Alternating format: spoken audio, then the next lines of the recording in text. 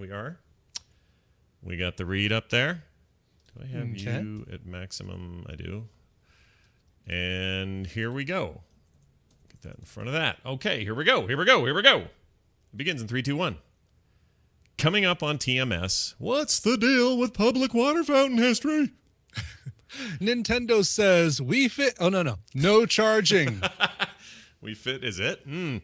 How smart are your plants? We have Oscar nominations. James Cameron's period of release for Avatar sequel is late. Uh-oh. Game of where and when. Therapy Thursday and more on this episode of The Morning Stream. To perform on the balance beam, one must develop balance, body control, grace, and creativity. The beam is 4 inches wide and 16 feet long. Balance beam exercises begin with a mount. This is a front support mount. That thing in the cellar is not my mother.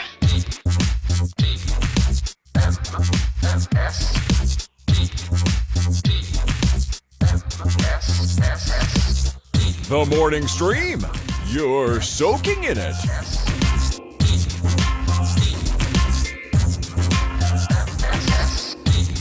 Hello, everybody. Welcome back to The Morning Stream, the Thursday edition of The Morning Stream. That means likely someone on the show today will get help from a therapist. Likely, maybe more than one of us. Maybe more. Maybe we'll all walk we can away. all learn something from Wendy. Yeah, maybe. We're going to ask her about the Swedish penis and vagina song that's taking the internet by storm right now. Have you heard about this? I have no idea what you're talking about. Oh, you missed it then. So you need to see the video to truly appreciate it because it's all in Swedish. And it won't matter. In fact, here's a taste, and okay. You get using a straight arm. That's not it. That's that guy. Okay, here we go. It's not something.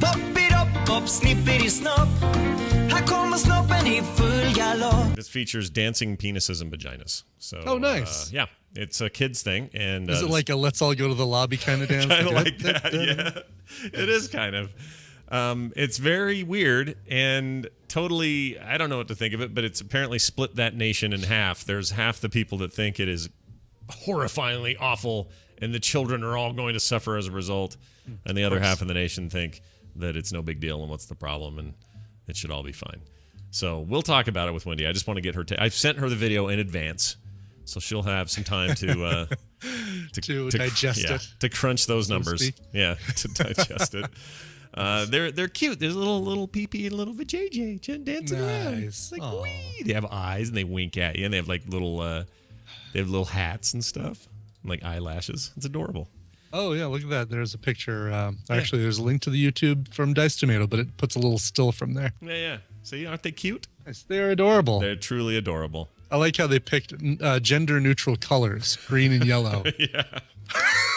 It is. That's true, isn't it? It's not blue and pink. Right. It's probably good.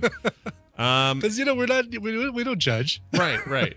And if your wiener's blue, go to the doctor. All right, look at this, everybody. It's Thursday, January 15th, 2015. It's 9:04 a.m. the Mountain Time Zone, the only time zone that matters. And Brian and I are here to do yet another fine program. Now, I come to you first with some interesting news. Interesting facts. Let's put it that way. Okay. How many times have you been at a mall or in a park or at some sort of public place and decided 6 times? 6 times, okay. And of those 6 times, how many times did you use a public water fountain? All 6. Okay. All 6 times. Always parched, always ready for Every a drink. time I'm out in public, I look for the nearest water fountain and I use it. You know what I do when I go to a public place? I eye 2 things. Where's the can? And do they have a place that will sell me some sort of pizza item? That's usually the 2 things I look for. You need that George Costanza app that like locates the nearest nice bathroom. Yeah, I do. And if it's a nice one, what's that? So there's an app for phones that tells you when the best times are to pee in a movie because it's the best downtime. Yeah, Run Pee. Is there also an app that says, hey, if you're at Fenway Park, the only good bathrooms on the 3rd level at the whatever corner. Right. Pretend you're on club level. Pretend you've got a club level ticket. As you approach the elevator, rub your pants, your shirt pocket like you're looking for your ticket, shrug your shoulders, and just go up the escalator. Exactly. And, like I love that. I love that life hack of I want to use the best things, but Right. normally I should be down in the bottom of the ship with the other it's Titanic like the Irishmen. secret Starbucks menu. Where's the best bathroom? Sure. I don't want to be where Leonardo DiCaprio sleeps. I want to go up where the naked topless lady sleeps. What's her name? What's the Titanic lady? Kate Winslet. Thank you very much. That's her. Sure. That's the one. I'm flying. Or where the devil from Time Bandits goes. Anyway, let me tell you something about water fountains. I just assumed their ubiquity has always been with us. You know, it's kind of like kids growing up with the internet. They don't know a world without it, so they're like, "What? There was a time where none of this existed. Maybe before that it was phones or TV or whatever for different parts of our history." And I just assumed water fountains always been here. There was always a water fountain with a piece of gum stuck in it, or a kid yacked in it, or it's a dirty one at a park with a bird in it, or it just doesn't. It's one of those that doesn't have quite enough water pressure, so the water kind of just trickles over the top of the metal. oh, that's the worst. And then there's always one kid who'll just lip the whole thing. That's right. Exactly. Just wrap his mouth around the whole unit, just pull it in like that, and then you're like, I'm never using that thing again. Very popular in prison. Yeah, right? I know it. So HuffPo put a list up that I actually kind of enjoyed, which is to say oftentimes I don't enjoy their lists. But they put up a something headline, 13 weird moments in the history of water fountains. Okay. And some of these are weird, like super weird. And I wanted to take a common everyday thing and just dig in a little, just a little deeper, Sure. Just below the surface. Let's get under that crust, that thick, hard, scabby crust, to the goodness of the history behind it. We'll dig deep into the rich, creamy filling. Yes, Beyond the rich, the orange sponge cake. yes, Yes, the nougat, if you will, that's right. of the historical significance of water fountains. Okay, here you go. There's the first thing of note. In 1859, that was some time ago. Mm-hmm. There were still cowboys and That was almost 100 years ago. It was a long time. Wait, hold on. Let's think. Was it? No, it was more than that. It was 100 and. I'm kidding. That was almost 200 years ago. You got me. In 1859, thousands of people gathered to watch the opening of the first drinking fountain in London, England. Wow. Thousands of people showed up. Not only that, they've got an old painting. Someone drew it into drawing, I guess, or art, because there were no photographs then, really. Right. Opening of the first public drinking fountain for the metropolis, photo by, it's not a photo. No. It's a photo of art. Yeah, it's a drawing. Weird. This looks like, to those listening via audio only, this looks like it looks like the Puxatawny Phil Groundhog Day thing. Totally. The mayor's got a big top hat and everything. That's right. Exactly. Crowds and crowds of people. Mm-hmm. Just need waiting. Bill Murray being snarky on the corner there somewhere. It says here that many of the fountains also included, and this one included accommodations for watering horses, cows, and dogs. It was renamed the Metropolitan Drinking Fountain and Cattle Trough Association to acknowledge that part of its mission. Wow. I don't think anyone uses it now. Let's see. So for the next 50 years, people drank water from these fountains using... In 1859, the first a piece of chewing gum was stuck to a drinking fountain. The first fake vomit was placed there to freak out patrons. For the next 50 years, people drank from these water fountains using a metal cup attached to the fountain with a small chain. Oh, geez. No, dude, no That wonder doesn't we all had sound, the freaking death flu and the freaking Exactly. plague. People died at 35. Yeah, it's terrible. Don't do that. Anyway, there they are. How about this one? The need for water fountains was considered so urgent that the New York Times in New York City regularly advocated for their installation in New York for several years. So they were pushing for it. We need public water. All right, here's one for you. New York installed its first drinking fountain just a few months after London, but it took until 1880 for fountains to really take off in the city. So it wasn't until then that you get a decent drink of water there. All right. Wow, so it was just a constant. I mean, looking at this picture, it was just a constant stream of water. Yeah. That you would take this chain metal cup to. Yeah. And hold it under, and it looks like it was being recycled, obviously, right? probably, yeah. Foul. What's happening with this water when it goes down the drain? Yeah, there's a big horse head right now on one side, and the other side, some kid's dipping in there. Gross. That's gross. All right. Among the biggest supporters of drinking fountains were temperance groups. They thought it would discourage people from drinking alcohol, so they were huge on that. In fact, this one in New York, you can see temperance written across the top. Oh, look at that. Yeah. Yep. It's one of those ancient fountains. At the beginning of the 20th century, people finally realized the common cups were completely disgusting and insane, so they quit doing that. For some mysterious reason, Wisconsinites have their own word for drinking fountains. Oh, they call it a bubbler, don't they? Yeah, it's a bubbler. Yeah. We call it a water fountain. Or, sorry. This is interesting how they've broken down this map. Most of the southern states, kind of curving all the way up to New York, all the way down to Texas, pretty much in very heavy ways, they refer to them as water fountains. In Utah, look how blue that is. Where I live, where you live, kind of partly where you live, partly where you don't, but most of the West and the Northwest, drinking fountain. That's what I always heard as a kid. It's funny. I mean, it's like you drew a line from El Paso to Schenectady. Yeah. And everything south and east of that line is water fountain. Everything north and west of that line is either a little bit of a mix or a drinking fountain. It's really with the weird. exception of Wisconsin. Yeah, really, with the exception of Milwaukee. Yeah, right. Yeah, like this little right in the middle of there on the east side of that thing. It just says bubbler. That's a bubbler. It's a bubbler. Who put the gum in the bubbler? All right, here we go. Bubblers pose another disgusting problem. People put their lips on the faucet, so that's an issue. Around 1920, so here we go. Let's get to some modern era shite here. Around 1920, the powers that settled on water fountains with slanted jets of water as the safest, most sensible format, and they've remained pretty much similar ever since. So this squirted out in a little arc. That picture of the two college students drinking from the 1920s drinking fountain. Yeah. That drinking fountain is exactly the look of, like, drinking fountains have not evolved in the last 100 years or last 95 years. Nope. They all have that stain on the ground below it. And They do. the only feature I wish they had more, like this photo from Villanova in the 20s, is your weird friend staring at you while you're getting a drink. Look at that guy. Right. Just staring at him, looking at the top of his head like, I wish I was having some water. In the Jim Crow southern states, drinking fountains were segregated, making them a locus of the struggle for African American rights. So that was a big deal.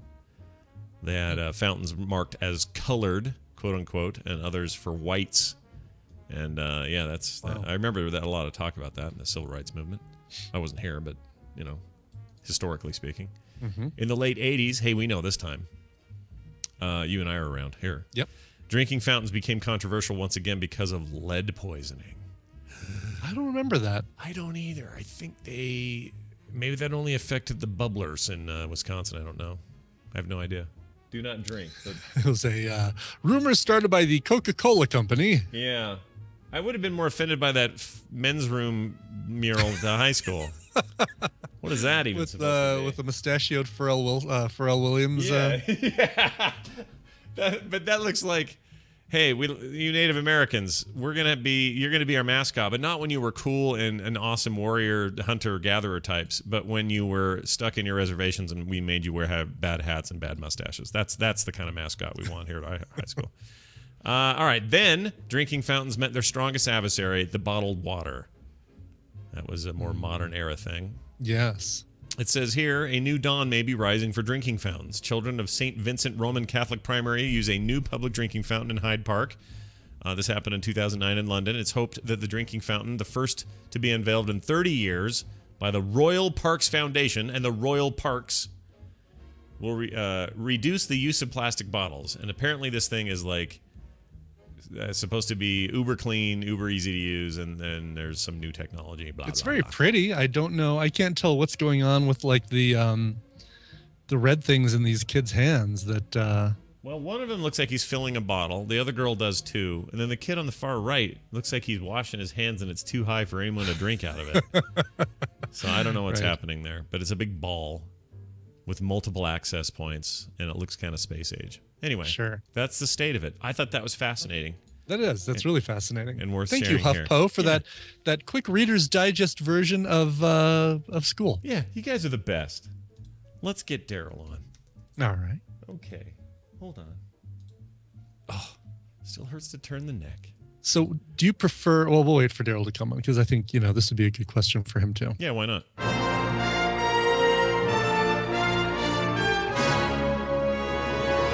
Join us now for Stump a Trek Nerd, which is brought to us by... Still waking up for an 8 a.m. stream? Losers. Check out Transmission, a morning show covering robots, coffee, and everything else. Join brothers Kyle and Kenny every Tuesday and Thursday at 8 a.m. Mountain Time to discover why you should never hire a cat engineer and how cold pizza can end friendships. Go to goodstuff.fm/transmission. You know how you can tell if somebody hasn't been somebody who is not a very regular live listener to the show? Here's how you know. They get on Twitter and go, "How come is there no show today? I didn't hear about a cancellation."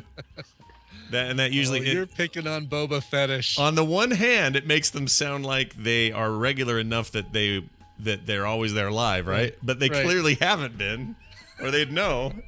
And I love Boba Fetish. Don't get me wrong. Yeah. Yeah. I mean, anybody who's got a fetish for the Mandalorians is okay in my book. But good to me dead. Yeah.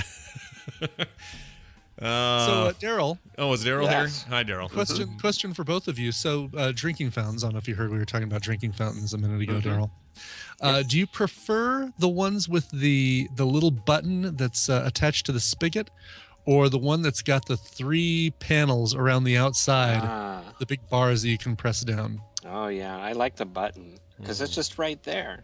Yeah, I think I prefer It's a really button. awkward and weird, and you have to sort of push your arm backwards to make that big panel push in. Yeah, I think I prefer a button as well if I'm picking. Very good. I always thought it would be fun to have one installed in your house. Like when I was younger, I thought I want a foam pit.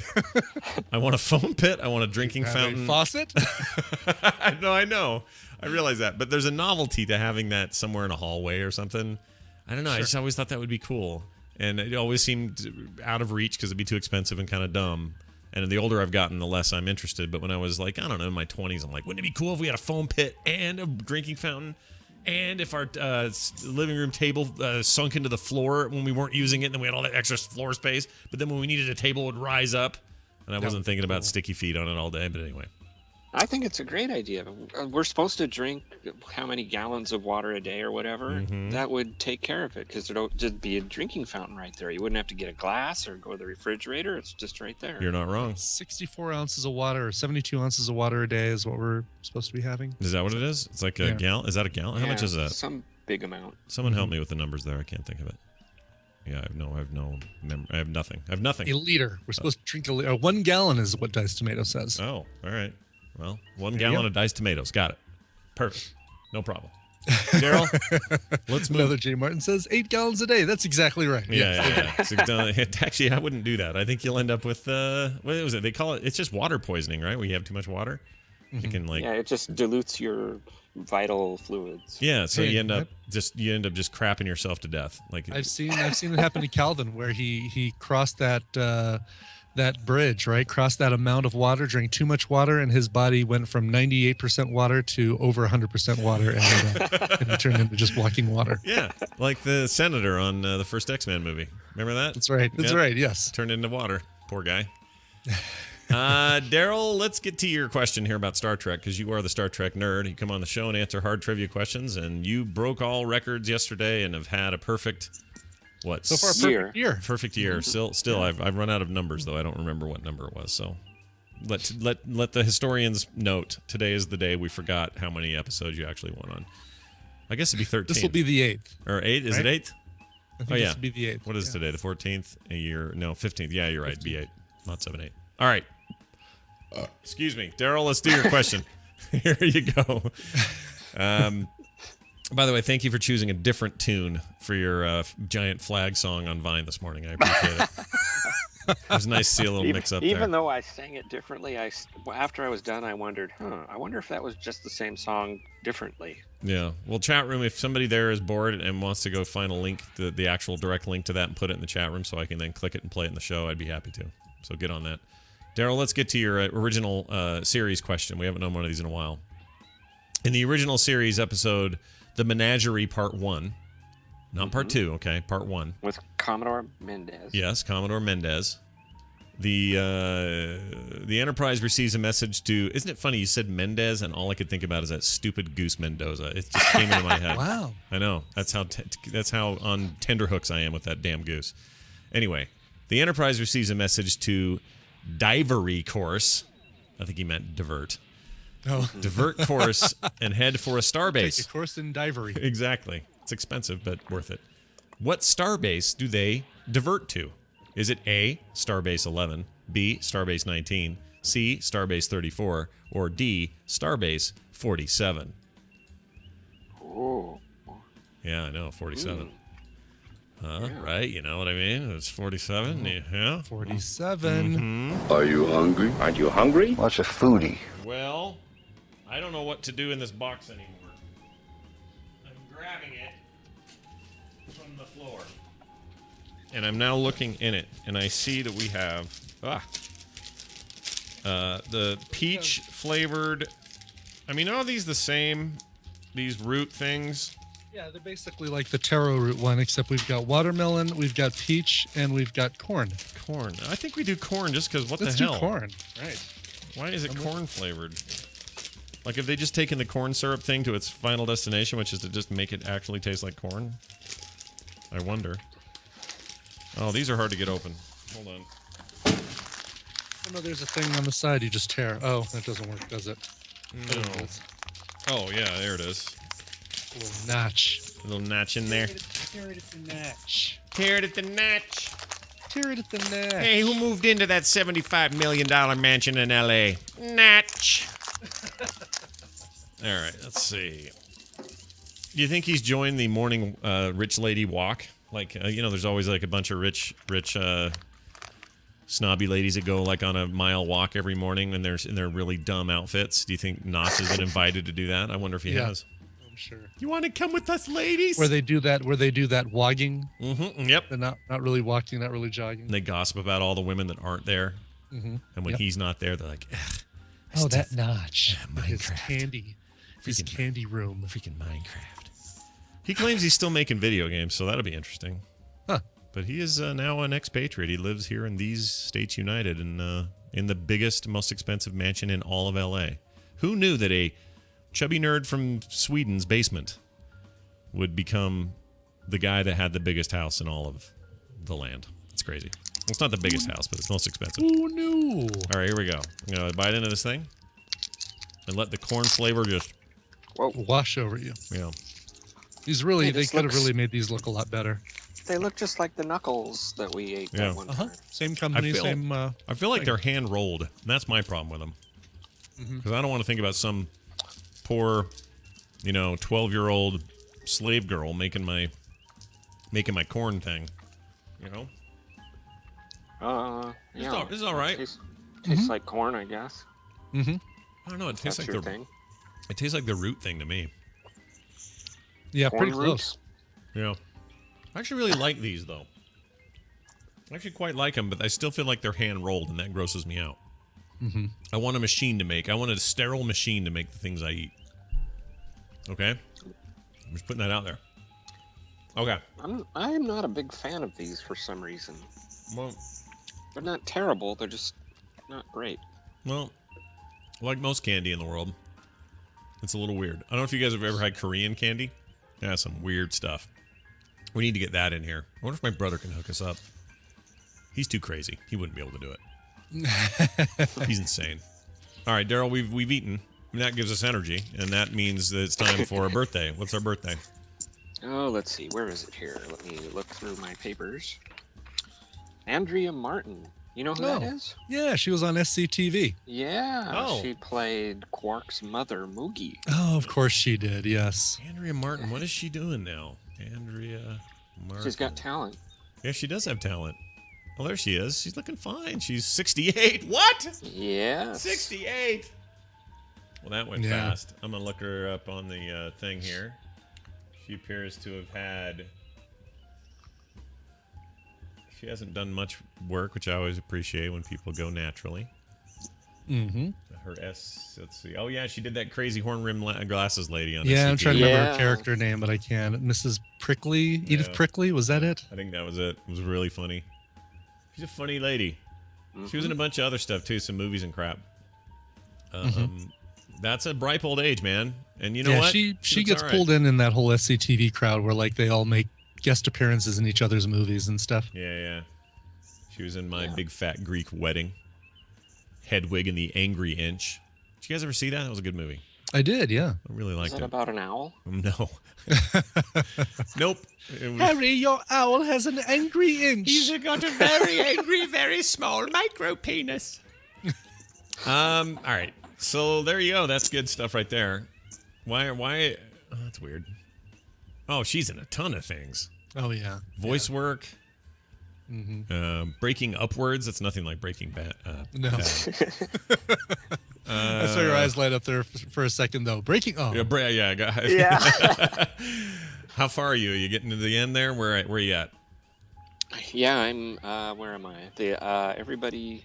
Well, Hank knows stuff now. Okay. So did you see That the just happened. in the garage scene? That's pretty intense stuff. Yeah. I remember that being- actor. Wow. Yeah, Did he win Dean something Norris? for that? Dean Norris got widely recognized for being a stud, but I don't think he ever won anything. Oh. No, he did.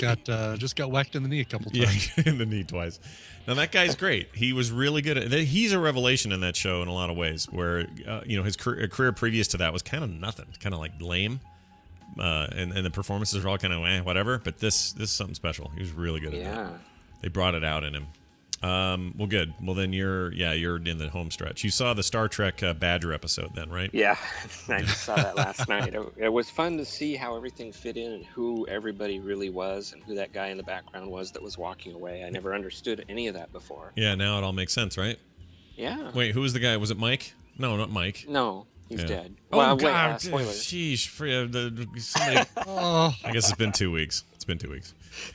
I love Mike Ehrmantraut, and that was the single most affecting thing in that entire show for me. I Yeah, love and him. he was in Next Generation too. Yeah, he was. That's true. That guy's great. Go watch old episodes of Wise Guy if you ever want to see him when he was young. He was the handler of a witness-protected mobster. It's awesome. He's great. Nothing wrong with Mike Ehrmantraut, and he's all up in that Better Call Saul business. He is in that thing. Confirmed. that'll He's in be the fun. trailers. Yeah, I'm totally excited. All right. Anyway, back to the point, which is this episode here. And the guy in the background was Jesse, by the way. Oh, that's right. Pink Man, right? Yep. Pink Man. Pink Man. All right, was it Starbase 11, Starbase 19, Starbase 34, or Starbase 47, Daryl? Well, let's see. It's not 47 because that's put in there to throw me off. You say. So I think it's between 11 and 19. And my first thought is 11. Starbase 11. You Went say. to Starbase 11 with the pulsing throb heads. You of their say. planet. Huh? What? You say. Can't believe they keep it. That still gets evoked. It's awesome. I love that still comes up. From the otherwise forgettable freaking Dragnet movie. Right. Yeah, I did forget what that was from, honestly. When I was watching him, Dabney Coleman, on Boardwalk Empire. And every time he'd come on screen, I'd just go, Uthe, just in my head. Can't help it. All right, so you say 11 is what you're saying? Yeah. Okay. It was between that and 19, but I think 11 sounds more right. Well, let's find out if you're right again. Let's see if he continues the streak or goes down in a ball of flame. Is it 11? Damn it. Congratulations. Still 11. You're a winner. Still a winner. They arrived at Starbase 11. However, personnel on Starbase 11 say they have not sent the Enterprise any message requesting them to come. Here's a clip of that going down, and one of Scott and Mike talking about Captain Pike. I don't know what that is. Well, here it is.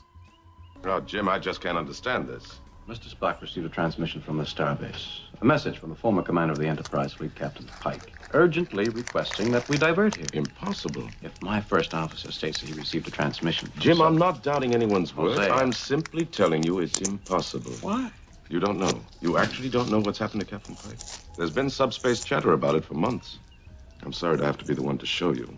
He's upstairs in the medical section. Oh, yeah. The one that had the 3 lights on it. Yes, no. Can we put a wax Captain Pike in there, too?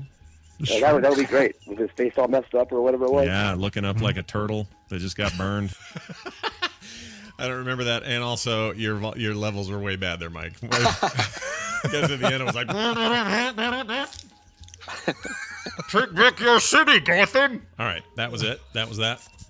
Daryl, congratulations. From the International Space Station. You have not only continued your streak, you have dominated it, and I don't know how this is possible, but you've done it. Daryl's the Trek Nerd on Twitter and at This Week in Trek at thisweekintrek.com and the Grumpy Cast. And now, play our game. What's our game? Star Trek element or Breaking Bad element. With people in the background. I like it. Okay. Hold on. Let me give you a theme. Meeting. Here's the theme. Don't change the subject. Just answer the fucking question. All right, go ahead. Acetic anhydride. Acetic anhydride. That sounds so real. But It sounds so real to me. Oh, no, dude. I'm torn on this one. I am too. I feel like I'm getting government secrets here. It feels like it. I don't know. What do you say, dude? Just go with your gut. Let's go real, and let's think that he's thinking that we're going to assume that it's not real because it sounds real. All right, we say real. And you're right. It's a ingredient in making that very thing that they make on that show. Oh. Well. Can't say meth at work. Yeah, don't say meth at work. Next week, by the way, Breaking Bad Trivia Week. Very excited. Is Iceworm writing questions? Oh, yeah. Awesome. Oh, yeah. Television highlights of the news of yesteryear. It's the news brought to you by... Calling all TMS musicians. Boop, boop, boop, boop, boop, boop. We all know recording your music can be the most expensive part of getting yourself heard, and doing it yourself often yields less than professional results. Never fear. Call on Freestone Media to help you with all your audio production needs. We can mix and master your pre-recorded tracks and even build a band around you to bring your songs to life. Services start at just $100 and always include a no dicks here satisfaction guarantee.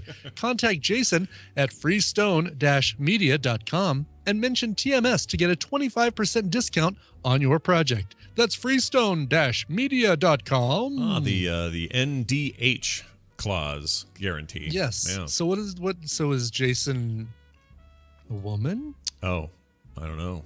Oh, no, I just think it means like us the way we say it. Like there's no jerks here. Like Yeah. no dicks. Not. No dicks poops here. Oh, we'll get to that. Don't you worry. We'll get to that. Nintendo's weird, and here's why. All right. They have everyone's kind of excited about the idea of this, but there's a brand new Nintendo 3DS XL, which arrives on February 13th. But and this is good because the 3D thing is vastly improved. Right. Like a giant, people are flipping out about it. Eye tracking technology so that it follows, so that the 3D always stays right in front of you. Something like that. I don't know the deets on it, that part of it, but it's supposed to be pretty cool. The screens are brighter, clearer, better. It is overall lighter. Like it's just a cool new. Mm-hmm. If you don't have an XL, maybe time to get one. Yeah, just bought one for Tristan for Christmas. Merry Christmas! Here's old technology. Yeah, here's the thing that 2 months later is now made obsolete. Well, if you were looking to get your hands on one, you'll have to wait another month. It's going to come out on the 13th. That's fine. It's only $199. That's the other big nice thing. It's just relatively cheap. Nice. Great. Thanks. Here's the problem, though. Other than having a faster chip, longer battery life, new analog stick with NFC support, like there's a bunch of cool stuff. Oh, wow. There is no... it has no charger with it. No AC adapter. What? Yeah. So you have to buy that separately? Yeah. Oh, that's how they get you. Does that make any sense, though? No, to not include... Talk about, wow. I mean, some, not in the know grandparent is going to get this for their kid. Yeah. He's going to go on a trip, right? Yep. I get to take my brand new 3DS. Thank you, Grandma. On like the 70% charge it has. Yep. That's right. Yep. Hop in the plane. Mm-hmm. I guess it's a prop plane. Yeah. And like about halfway over Tennessee, he's gonna run out of juice, and his Pokemon will stop collecting themselves. Right, exactly. And he will not be able to catch them all. Yeah, it'll suck, and it'll be like, well, I don't know what happened, Billy. And here's the deal. This apparently is the way it's always gone in some territories. Like it's always been this way in like certain other markets where they just don't come with an AC adapter. So the problem is we're not used to that here. We expect a power cord with our devices that are chargeable or otherwise. Is it just no AC adapter, or is it no, like, does it come with a USB to? No, none of it. Nothing. And it's a proprietary connection, so it's not even like a mini USB. You can just grab any old cable and plug it into a iPhone charger or like a computer USB drive or something. It's none of that included. It's that weird little connector plug that is only theirs. It's so weird to me. Yeah. I mean, yeah, if you know it, then great. You just get one, and okay, well, I guess there goes that that $200 price now starts inching back up to the $250. Yeah, but it'd be closer to like $215. I think it's like a $15 device or something. So it's not that big a deal. But I think there's PR nightmare in the States waiting for them. Is there somebody in the chat room is saying that it does use the same connector as the 3DS DSi charger. Correct. So at least if you've got one of those. Yeah, if you're upgrading, sure. Yeah, but if this is your first DS, then you're probably going to sell your 3DS, right? Right. You're going to take it to GameStop and buy one game with the amount of money that they give you for your 3DS XL. If that. And even if you sell it to a friend or something, hey, where's the AC adapter? Sorry. The plan is I keep it and use it for my new one. Nintendo screws me, I screw you. Yeah, keep passing the screw down. I don't know, man. It seems a little weird, but whatever. Yeah. Also allowed that NFC chip allows them to communicate with that those amiibo figurine things. Their answer to Skylanders and Disney Infinity and stuff like that. Sort of, except theirs is kind of the reverse. It's like Skylanders and Infinity are games that these toys tie into that game, like it's a game to toy tie-in, whereas these tie into potentially all their games.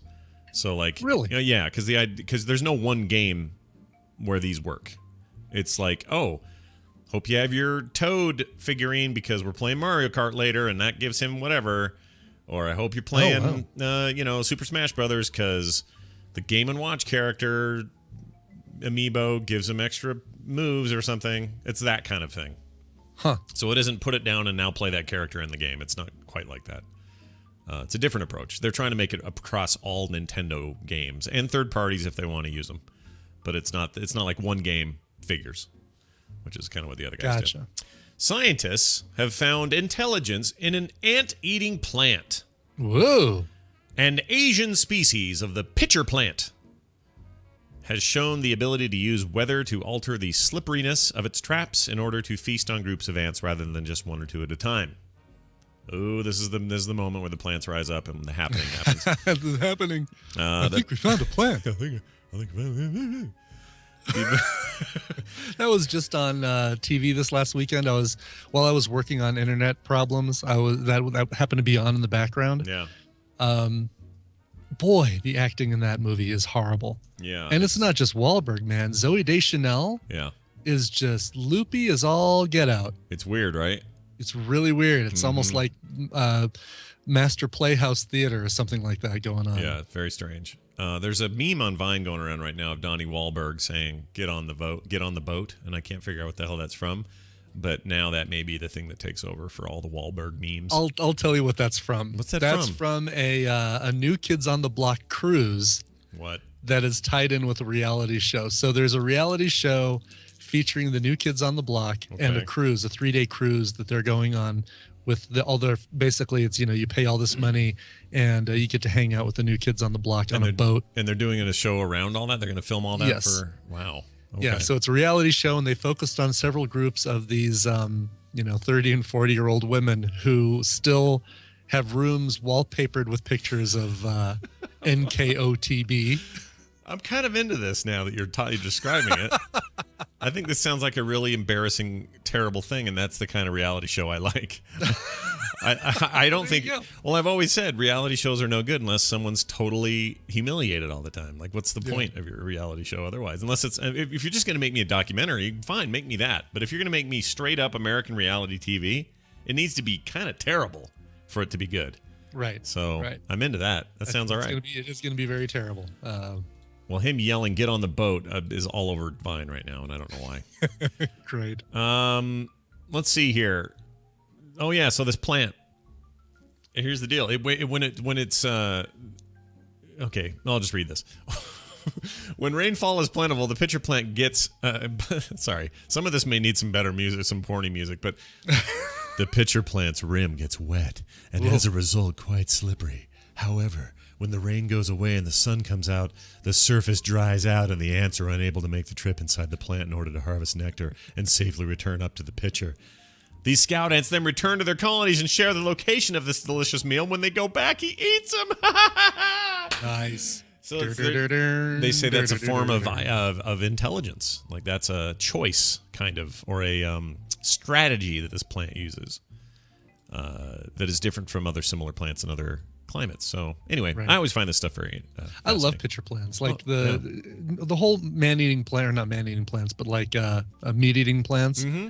Venus flytrap, pitcher plant, all these, just fascinating to me. To me, they're like the weird, they're like a weird lost prehistoric, link. Like a middle ground, like like back when plants were eating creatures that were big and like rah, like it's such a weird idea that they even existed, because now we dominate them so handily. It's like plants are wussies.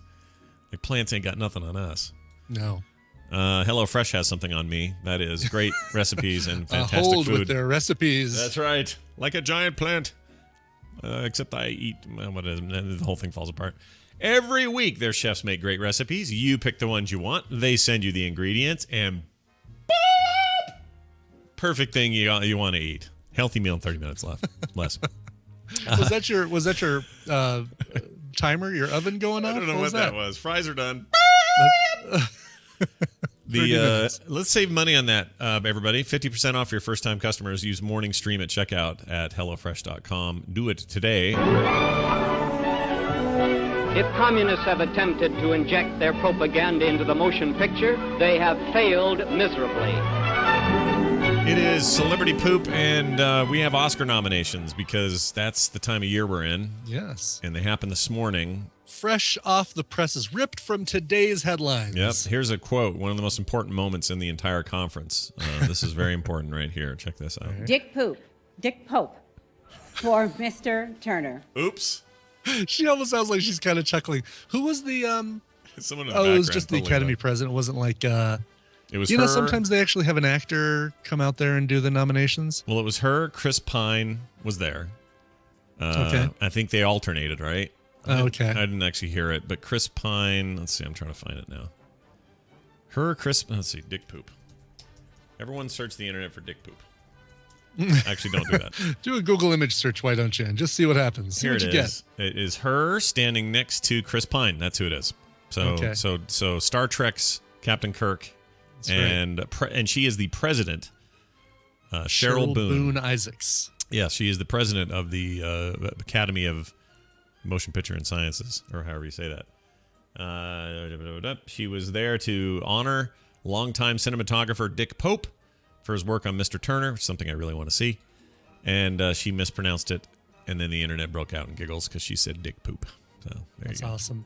Dick But Poop. usually it's two, or am I mistaken? Where it's usually two actors and actresses that alternate back and forth. I think it may have been that sometimes, but I think it's usually the president Somebody plus a dude or lady. Yeah, I think. It would have been really funny if she kind of said, you know what, I'm going to go ahead and take this on this year. Why should celebrities get all the fun of announcing these names? I'm going to do it. Yeah, I'm And the then she president. goes, listen. I'm the president. Well, here are your 2015 Oscar nominees, and I'll just go down by category. And thank you, by the way, The Verge, for actually just doing a list, unlike every other site that wants to make it a big giant article with all their commentary in between everything. I hate that. Right. Well, our minds were blown by this next choice. Like, no, don't. Just tell me the damn thing. Give me the list. Anyway, here it is. Best Picture, American Sniper. It's a Bradley Cooper deal. That's right. With your director, Clint Eastwood. Birdman, number 2 there. Boyhood, 3, no big shock there. Mm-hmm. The Grand Budapest Hotel. Mm-hmm. I think that's Wes Anderson's first. That is the Wes Anderson. I think so too, yeah. Is that right? Probably. I love his movies. The Imitation Game. That's your bumper snatch one deal. Selma. Benabatch, yeah. Benabatch, right. The Theory of Everything. And Whiplash. No sign of a couple of movies everyone's shocked about, but No, Nightcrawler was the big surprise for me. I was really thinking that was going to be a shoe-in. well, they have 10 slots. Why didn't they fill it out? There are only 8 this year. It's it depends on the voting, or not the voting, but the prelim stuff. If there's a certain number of votes or a certain number of submissions sent in by Academy members, then it crosses over a line, and if all the movies above that line, that's the way that I understand it anyway. Yeah, but all the movies above that line get nominated, whether it's 10, 9, 8, 5, whatever. Right, but they just have a cap of 10, I guess. Mm-hmm, okay. Right. Actor in a leading role. Sorry, I'm eating another freaking root. Chewy corn root. nugget. I got corn another knuckle. I like the taro root one, so I'm eating another one of those. Steve Carell in Foxcatcher. That's where he's in charge of a small office and they sell paper, right? That's right. Yes, a paper company. Yeah. Bradley Cooper in Alias, it says here. Mm-hmm. Benedict Cumberbatch for Sherlock. Just kidding. This is all. I'm making all this up. This is American Sniper for the last one. This one's an imitation game. Michael Keaton for his role in Multiplicity. Just kidding. Birdman. Jack Frost. Yeah, Jack Frost. Eddie Redmayne for The Theory of Everything. It's your biopic for what's his name Stephen there? Hawking deal. Yeah, your Hawking deal. Yep. Actress in a leading role, Marion Cotillard. Two days. From Inception and all right. Dark Knight. Oh yeah. I like her. Yeah. Sorry, 2 Days, One Night's the movie. You want me to go ahead and read these, or No, I'm good. Just the kidding. tarot root is gone now. Felicity Jones, The Theory of Everything. Julianne Moore for Still Alice. Rosamund Pike for Gone Girl. And Reese Witherspoon for Wild. That's the other one everyone was shocked that Gone Girl didn't make the Best Picture list. But I think just because you're David Fincher and you didn't make the list doesn't mean it had to make the list. Some people get funny about that. Yeah, I thought it was a fantastic movie, though. I mean, it was great, but God, it's so dark. And if you want to be mad that Forrest Gump won and not either Pulp Fiction or freaking, in my opinion, the one that really should have won, which was Shawshank Redemption. Shawshank, yeah. Mm-hmm. Actor in a supporting role, Robert Duvall for The Judge, Ethan Hawke for Boyhood, Edward Norton for Birdman, Mark Ruffalo for The Hulk. Oh, sorry, Foxcatcher. Sorry. Look at that, 2 Hulks. Yeah, 2 Hulks. Nominated. Oh, weird. I didn't think about that. 2 Hulks and J. Jonah Jameson. 2 Hulks. 2 Hulks and a newspaper editor. Amazing. Actually, is there anybody else in there? Ethan Hawke, I'm a little surprised hasn't been offered some role in a superhero thing yet. Right. It's coming. He'll be who could he be? Ethan Hawke. He's got to be somebody who's a little bit damaged. Yeah. Moon Knight. He'll be Moon Knight, dude. Mark Spector. Is that it? I like Moon Knight. I did too. I think it's great. I even like the 80s Moon Knight, which was not great, but I still Oh, liked that was it. the one I really liked, actually. Was it? Yeah, with the whole schizophrenia thing. Yeah. And Had a local artist did the art on that. I got to meet that guy once. Super cool dude. I forgot his name. He was cool though. Let's see here.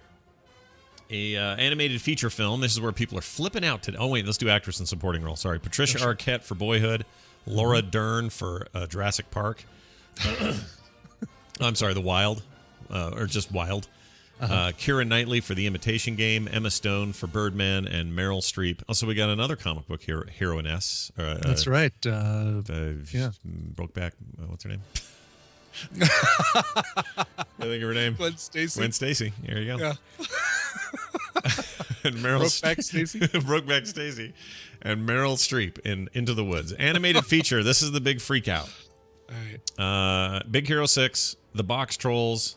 That'd be the one I'd vote for because the artistry in that is insane. I can't wait to see that. There's a couple in this list I need to see still. I loved it. How to Train Your Dragon 2, also awesome. Song of the Sea, didn't see it, want to. Tale of the Princess Kaguya, which I haven't seen. It sounds interesting. Does that feature a big black spectre-y looking thing that eats furniture and then throws it up? Or is that... I guess I'm thinking of... Does that come from Studio Ghibli? I don't know. It sounds like it might. I feel like Hollywood only gives any love to the Ghibli people. Yeah. Like, the rest of it's too weird. There are too many robots in your movies. This came out in November, so it might be on DVD or it might be on streaming soon. Could be. We'll watch for that. But everyone's upset that the Lego movie didn't make it. Now, I made a point on Twitter today that everyone has decided to just ream me on, which I think it should be in contention. I think it should be on this list. In fact, I would argue It should be. If it won, I would be thrilled. But it's not even nominated. And all I was saying on Twitter today is I understand why. It's the biggest product placement of all time. It's a toy that was a toy first and a movie about the toys. It's all about the toys. Now, some people have said, what about Toy Story? There was no Buzz Lightyear or Woody before any of that. Those are all made up, dude. I know the Barbie thing was, whatever, and little G.I. Joe references and stuff, but those were small potato stuff compared to Toy Story, and the characters it creates are all fake characters. None of them are based on actual toys. They're toys now. And you could argue and get real cynical and go, well, all movies are for kids are supposed to sell toys, blah, right? Mm-hmm. But my feeling is the reason it didn't get in there is because it's just a stone a little bit too far. It's a great movie. There's no question about it, but it is a movie about Lego toys. And it's all about Lego toys. And I compared it to saying, remember that 7-Up Spot game you could play on the Genesis? Do you remember that game? Oh, yeah. That was a really good platformer. But no one gave that game of the year. Why? Mm-hmm. Because it's based on the Spot. It's an advertisement. Yeah, right. The Chester the Cheeto Cheetah thing game that came out. Same deal. Although that game wasn't very good. But you know what I mean? Like, I know these lines are blurred and all that. I'm not saying why I would have voted for it. I'm saying I think this is why a room full of suited executives didn't vote for it.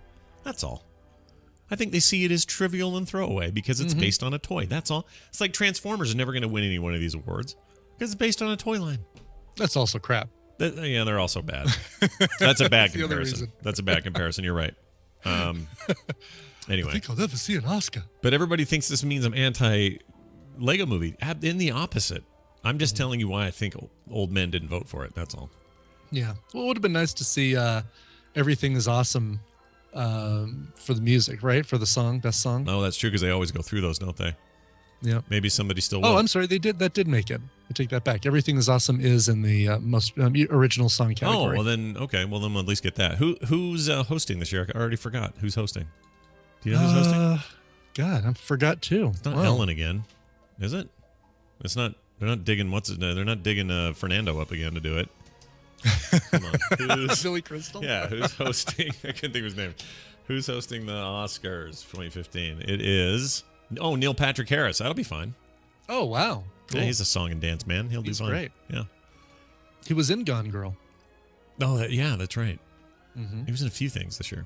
He's been in some crazy stuff. He's been in American Horror Story as of late. Oh, yeah. I heard about that too. Still haven't seen it, but yeah. James Cameron. Mm-hmm. You know his work from The Terminator and that guy, yeah. The Abyss. Now I know who you're talking about. Yeah, did the Titanic piece of work there. He he's pushed back the Avatar sequels by 1 year. So if you were looking forward to that, you're not going to be able to see either film, which are the two sequels are going to run back to back year over year, starting Christmas now of 2017. It was supposed to be 2016. They have pushed it back another year.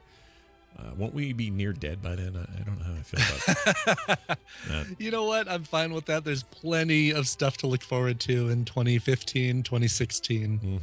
Mm-hmm. I think people are generally kind of just a little mean-spirited about the first movie, like a little snarky that movie, whatever. I think it was just too big, too mainstream for some people, but I really liked the Avatar movie. I thought it was fun. Mm-hmm. I really enjoyed it. Yeah. So I look forward to another one. I heard they're bringing Sigourney Weaver back somehow, which seems a little weird to me, but whatever. You'll be able to spoilers control her, like you'll be the yeah, right. You'll put the little headpiece on and like walking and talking Sigourney Weaver. I'm into that. Mm-hmm. First 3D movie I saw in the new 3D Revolution in 2009, and now that's all gone now. So I wonder if he'll even care about that. Oh wow, yeah, because that was all the thing. Remember, all the rage. Tweaked audio. And it was a good one though. I mean, it was Pixar does it the best as far as 3D. Mm-hmm. Like I'll see any Pixar movie in 3D if it's available. Yeah, the How to Train Your Dragons are good in that too. Mm-hmm. All that. Any digitally created thing is easier to do because they can control all that. But actual cameras, you run into some problems sometimes. Anyway, yeah, watch for that. 2017, everybody, tuck in. Tweaked Audio is sponsoring today's show with their incredible selection of fantastic audio earbuds and audio accessories, all of them engineered for durability. My favorite part is how good they are with their warranty. If something wrong happens, like, I don't know, one of them swings down and smacks another guy in his junk while you're in a public restroom. They'll replace That them. never happens. Never happens. Use the code STREAM at checkout for 33% off on the next pair you pick up. That's an ongoing code. Works no matter how many times you go. That's tweakedaudio.com and the code STREAM. All right, we're going to take a break. When we come back, it's Therapy Thursday with Wendy. And we got some good questions for that. Before all that, Brian's got music. What do you got? Well, it's time to give Mildred Hill her due. James in the chat room, or Maxwell's Demon in the chat room, I'm sorry, in the tadpole, emailed in and said, my birthday came and passed in November, but it's somebody's birthday out there. I'd like to dedicate this song to any of those people. Signed James Goodrich, Maxwell's Demon in the tadpole. All right. It's an interesting one. And it's funny that, after all these great pop songs that we play covers of here on the show, to do something like this song that everybody can sing along with. This is a fun version of it, though. And if you've seen the movie Chef, it's got that kind of New Orleans jazz feel that I really, really like. It's covered by Kermit Ruffins. It's the classic Happy Birthday, and it goes out to whoever's birthday it is today. Happy birthday, Elaine Boozler. Yeah.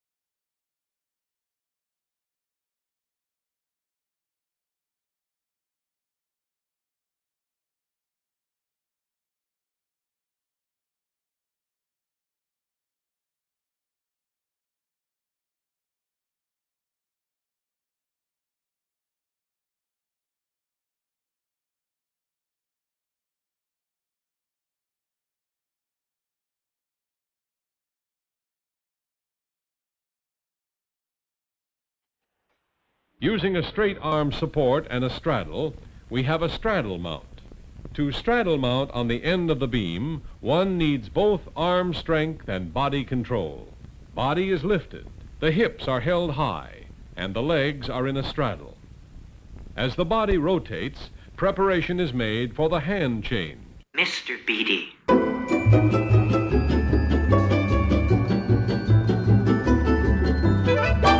I am not a robot. I am a unicorn. This is the morning stream.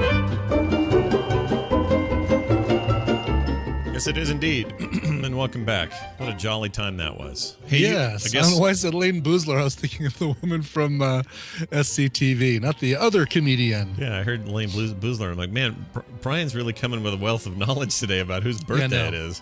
It's very odd. I was thinking Andrea Martin. I said Elaine Boozler. Yeah, she's having no birthday. She's not till August. You even looked it up. That's awesome. I did. Just in case. I was thinking, well, wouldn't it be great if her birthday was right around now? I could say that I did that on purpose. Yeah, indeed. I wonder how quickly YouTube will tell me that that song is copyrighted, and then we'll have to blank it out on the YouTube version. Like right away is my guess. Right. Brian Ibbett, before we call Wendy, turns out Therapy Thursday today is actually brought to you by somebody. Who is that by? Brought to you by the following. After a medical scare, I realized I may not be around forever. I made a website that would allow me to create email messages for my son and have them delivered at certain points in his adult life. If you would like to leave future messages for your loved ones, please check out my site at amessageintime.net. That's amessageintime.net. Very nice. Thank you for that. All right, we're giving Wendy the old buzz up here. See if we can get her in here. Hello. Hello, Wendy. Hello. Hello. How are you? Hello. How are you? Where are you? What are you doing? I'm good. How are you? I'm fine. Are you at home? It's not a trick swallowing question. my last bite of Oh, sorry. That's okay. I've been eating today too on the show. It's always a fun thing to do for the listeners. I have to ask you something right off the bat before we get to any serious anything. Okay. Okay. This is really important stuff. There has been. I sent you a video yesterday, so you've likely seen this if you checked your email. If you haven't, I might be surprising you with it. But there's a big controversy about a Swedish children's animation that's sweeping the internet, featuring dancing penises and vaginas. And I suppose I don't know any Swedish, so I can't speak to the translation. I assume it's a very positive, upbeat. Hey, we're different. Our bodies are this and that. Hey, let's all not be weird. Here's what you got. All right. That's what I think is happening. And it sounds like this. So here's part of that. So listen to this right here. Pop it up, pop snippity snop. Här kommer snoppen I full galopp. Do you know what they're saying? What's the snippety snop part? Because that makes me nervous. I don't like the word snippety in reference to I don't know. genitalia. I think that's like a sound. Oh, it is? Just like it's just an onomatopoeia kind of thing. Like dippy doo, dippy dappy doo, like that? Yeah. Okay, well, there's more. Han som inga brallor har. Dinglar med snoppen och rumpan bar. So it's just dancing penises and vaginas. Now, here's the reason I'm bringing this up. Not just because I think it's funny, because I think it is, but there's a real split, apparently, in the public opinion in Sweden as to its purpose for existing. Quite literally half the people being polled are saying it's horrible, offensive, I can't believe this is for kids, we all should be shocked, and blah, blah, blah. And the other half is like, nah, man, free love, and this is normal, and what's the big deal, and how come everyone's freaking out and all that. So, my guess is, we think over here it's a bigger deal there than it is. That it's probably barely on anyone's radar. Yeah. Do you have any sense of that? I'm shocked it's 50%. I would assume 98% are like, yeah, whatever. Really? See, that's what I would have thought. But it's based on my own stereotypes of the whatever freewheeling sort of liberal stance of most people in Sweden are. But apparently it's a big controversy. I'll ask around, I mean, I haven't done my own survey, but I will now. Okay. I'll find out. I'm just curious. It's also now our new theme music. Just kidding. We're not going to make you do that every time. Snip is up. Snippety snop. Therapy Thursday. There's a famous Swedish actor, and for the life of me, you know how I am with names. I can't remember his name, but you would know him. He's in Peter everything. Stormare? Is it? Probably. Ooh. Is he a Christian? I don't know. Publicly? Okay. I don't know. So there's a guy that's in everything. Like I think he was in Homeland. I mean, he's in like lots of American TV, right? Mm-hmm. And he's Swedish, and he's really famous, and he's openly Christian, which is a thing here. Openly gay in America is a thing. Here, it's openly Christian. He made a statement about he could do all sorts of crass things on stage as an actor. He actually says this, Scott, which sounds a lot like you. Mm-hmm. He said, I could take a dump on the stage, wipe my butt, and that wouldn't offend any of you. But if I say I'm a Christian, you are mortified and so offended or whatever. Well, I think I might be a little offended if I took a dump on the stage, or if he took a dump on the stage. But I understand his point, and yes, that does sound like something I would say. Wow. Is it Christian Wenberg? Is that the guy? I don't know. Is he famous? Is he? Well, it says here he is. Is he old or young? He's like a bad guy. Like he plays bad guys in a lot of things. And you said he's on the which one did you say? I thought it was Homeland. Maybe I'm wrong. I'm so up on all these things. So you, I don't know. I just think it'd be funny if his first name was Christian and he was a hardcore Christian. Yeah, no, I don't think so. It doesn't but say. he's really, really well known. Like Here, of course, someone told me it's super easy to be famous in Swedish or in Sweden because there's only 9 million of you. Right. Right. Okay. It's like whatever. But anyway, he's in a lot of American stuff, and you would recognize him. I just can't remember. I his wanted name. to be Anyway. Peter Stormare saying, I would take a dump on the stage and none of you would Lundgren. care. No. Yeah, this is not Dolph Lundgren, I guess, right? I don't know. All right. You remember, All these names sound so Swedish, and I should know them somehow, but I don't. You know Dolph Lundgren. He's the guy that played the Russian dude in Rocky IV that fought. Remember, I Must Break You, that whole thing? Oh, is he Swedish? Yeah. Yeah. Oh, yeah, that makes sense. Yeah, now that I think about that. That's all right, but you are I bad should with... get a text any minute now from Andreas Ekberg telling me who this probably is. He'll tell us. He'll tell us. Andreas, get on this. Yeah, he knows. If he's listening, he'll know. All right. Yeah.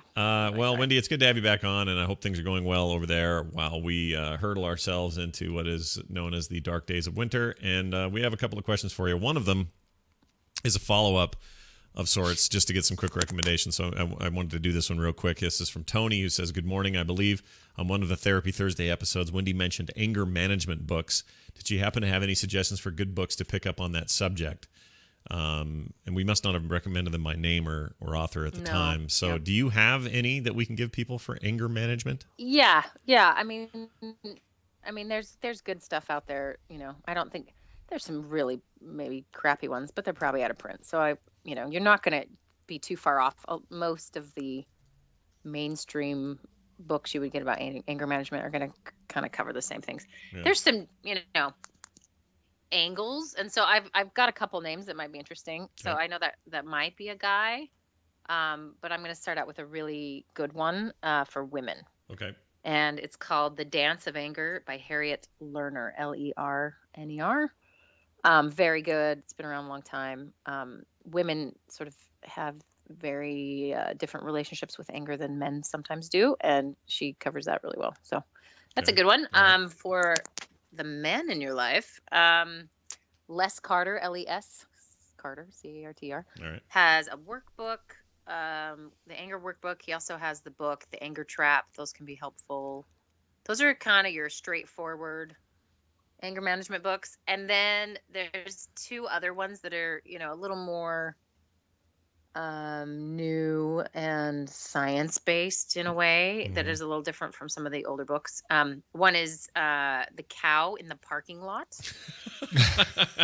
by Susan Edmiston, Edmiston. And it's the combination of sort of mindfulness and using some of those techniques for anger management. Oh, that's cool. I love the name. Yeah. That's an amazing name. That's great. And then, And then the other one is Healing the Angry Brain by Ronald T. Potter-Efron. So think Harry Potter, Zac Efron went on a date. I was thinking of Colonel Potter going on a date with Zac Efron. Oh, nice. That's a good one. I like him more. So Ronald T. Potter-Efron, and it's called Healing the Angry Brain. And he does a lot of the neuroscience of anger and sort of brain priming, and it's cool. That's very cool. So, all right. Well, so there you go. There's some stuff. There's a fourth book called Cat and Chicken Porn. But we're not going to recommend that one. That's one of my favorites. Yeah, that was a good one. Oh gosh. That's the worst book ever made. It's really bad. So let's move on to a question from we'll call this person Jay.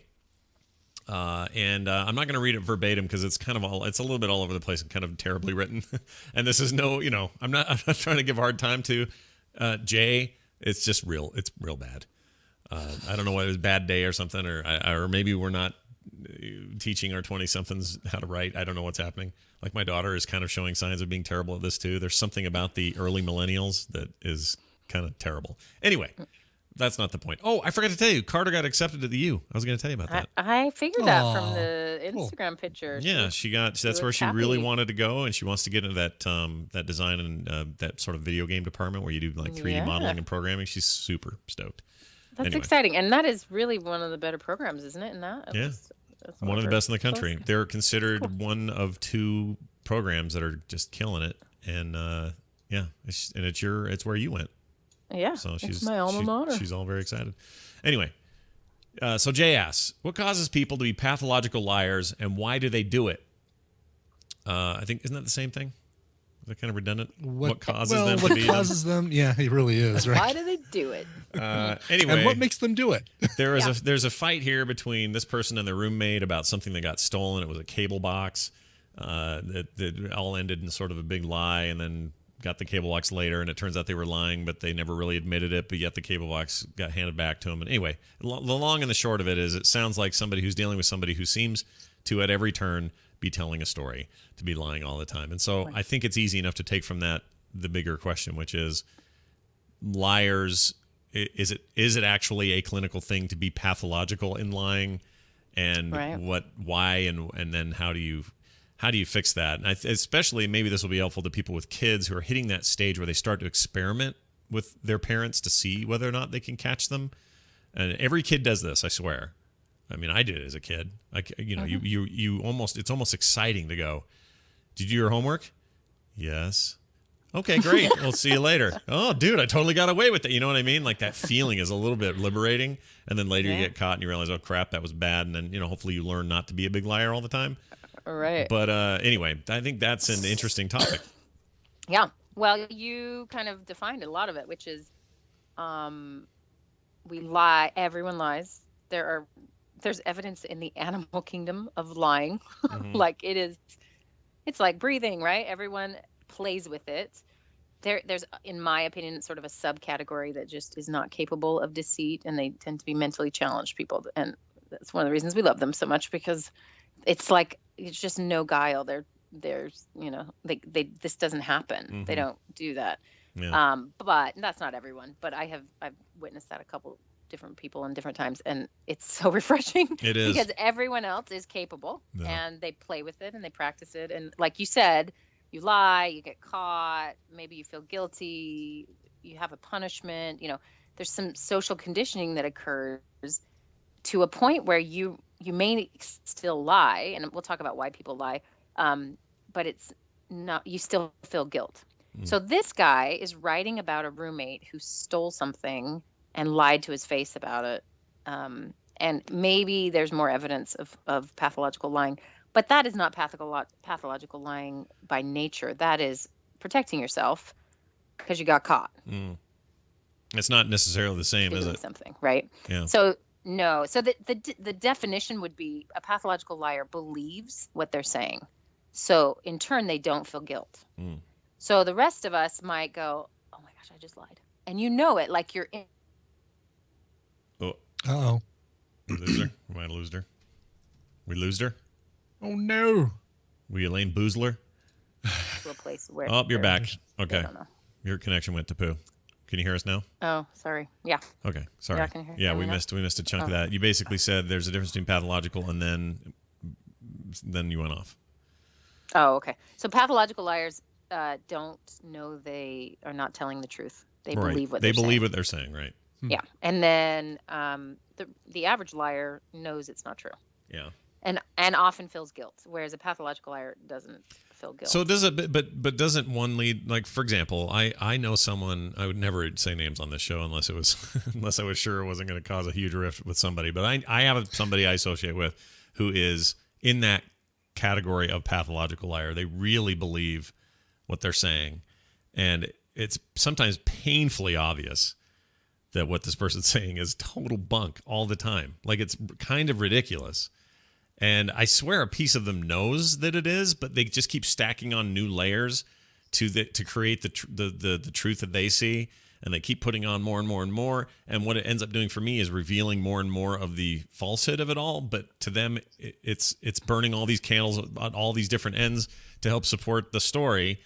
And eventually, sometimes it just falls apart. And when it does, and they're confronted with it, they disappear. They pretend like they don't know what I'm talking about. Is that a part of this?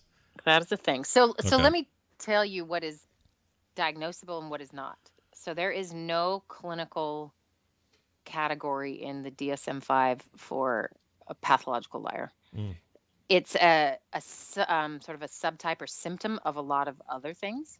So you can have a narcissist who, is a pathological liar.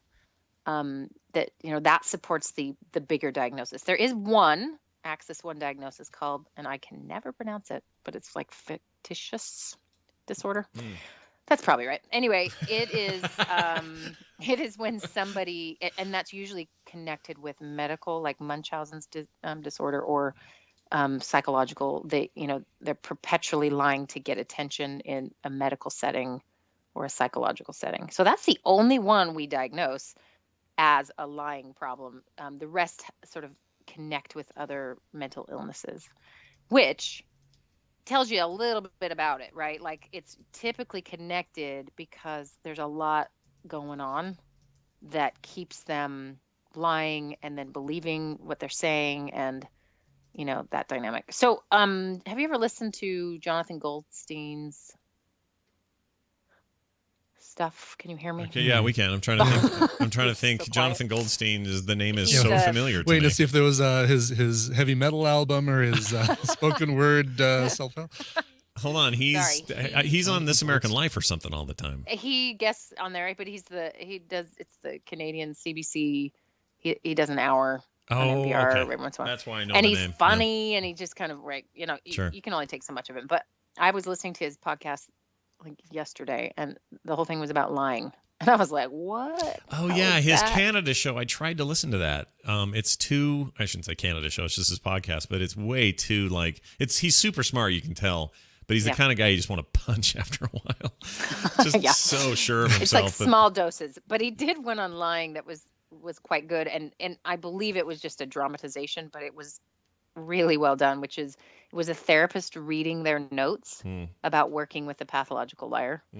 And he gave this example, and this, whether this is true or not, it's probably happened, but it really illustrates this point of why someone eventually gets to a place where they are telling lies. Yeah. Can you hear me? Yeah, we can hear you. Now. You broke up for a sec, but you're back. Okay. Sorry. We've had windstorms, like knock tiles off the roof, trees down everywhere. So nothing seems to work since then. Great. So I apologize. You're Anyway, so the therapist notes, he starts out with like, I met with Jimmy Jim today and blah, blah, blah, so he goes through his case and tells you the story that. Ah, crap. Oh no. Stupid internet. What's the deal with the internet? I hate you, internet. Ah, she's gone. Oh, shoot. All right, hold on. Hang on, everybody. We'll get this going again. See if we can refresh that connection. Oh, I was dying. I was on pins and needles there. It's on the edge of my seat. Okay, you there? Oh, okay. Sorry. Yeah. No, now I have like full bars, so this should be better. Oh, this should be better. Okay. So anyway, sorry. So you were saying you started out the thing. You started reading the notes and then you got cut off. And okay, so it turns out, and this is where the story goes. He'd come in and he would just lie more and kind of dink around. And one day he said, he wouldn't pay his bill. Like 6 months into it, he was like, "Okay, this is our last session because you've stopped paying." And the guy is like, "Oh, I found my checkbook. I thought I'd lost." So sort of the weird stuff that happens. Anyway, when they finally boil down to what happened, or why he was in this situation, he would wet his bed every night as a child and would stuff his underwear, wet, whatever, just in the corner of his bed, and then go to school. And when he would come home every day, his bed would be made and the underwear would be gone and everything was washed and cleaned. And it was his mom. Yeah. And so she did this every day. They never spoke about it. There was never a conversation. She just always sort of had his back and didn't. And she probably thought, oh, he'll get over it or whatever. That sounds like a terrible idea, though. That sounds so bad. Well, this is how it plays out. So All right. then it's this silent conversation with his mother. And then she dies suddenly when he's 12. So he. Oh, no. In his bed. Okay, you're back. You're back. Sorry. there's Say that again. No Sorry. longer this conversation. So you got cut off again. So his mom dies when he's 12. Yeah. And he stops wetting his bed because she is no longer there to clean up after him. And that conversation ends, right? Mm-hmm. This sort of silent, someone loves me no matter what, whatever. Yeah. And the therapist's take on it was he has continued creating those kinds of conversations with others, which is the very nature when someone is lying to you. What do? Is you politely nod, you don't argue, usually. Yeah. And you have a silent conversation where you're accepted in his mind. So they basically boiled it down to he was recreating, because of this loss of his mother, this quiet conversation with everyone in his life, and it sort of got out of hand, right? Wow. So if you think about it in that, I mean, that might be totally fictitious, but the people I've worked with pathological lying issues, it usually has some place where it starts, and maybe it's that kind of thing, or it's less complicated, who knows. But they eventually get there. I've had a personal experience with a pathological liar, and when you're a mechanic and your own car breaks down, you're like, what? Yeah. um Yeah, or a therapist, doctor you're gets supposed cancer or something like that. Yeah. Hello? Right. Yeah. Well, you're just supposed to like, oh, sorry. People think you're on all the time. Like, oh, I'm diagnosing everyone all the time. And I'm not, Right. But there was a girl in my neighborhood who had, a good 10 people snowed. I mean, we all believed everything she was saying.